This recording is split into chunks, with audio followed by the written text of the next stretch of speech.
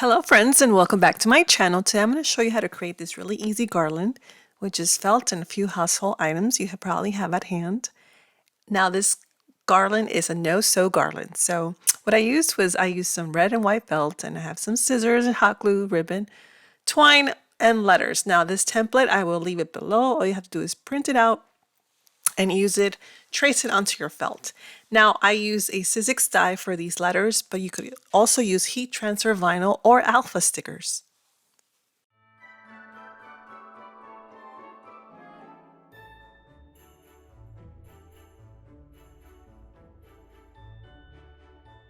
I traced that template onto the felt with a pencil. Now you do need some nice sharp scissors and of course cut on the table, not cutting there in the air like I'm doing right now. But once you have that nice cut, all you do is fold it in half and then you can start gluing it.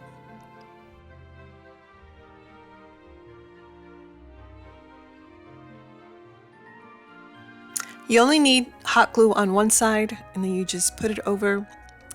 Now I am putting the triangles side by side, pretty close to each other. And once you're done, you can trim off the edge if you want a sharper or cleaner look. And then I'm just going to glue the letter down. Again, you don't need to have felt letters. You could also have alpha stickers or heat transfer vinyl. Anything that works for you, or that'll be easy and it's on hand.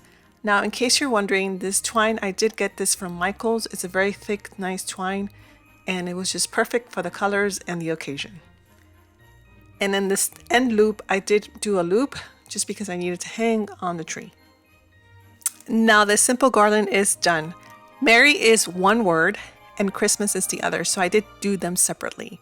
But of course you're not limited to just Merry Christmas. You could do a garland that says peace on earth or be merry and bright. There's so many ideas that you could hang on your tree, so I hope you enjoyed this DIY. And give this video a big like. Until next time, and God bless.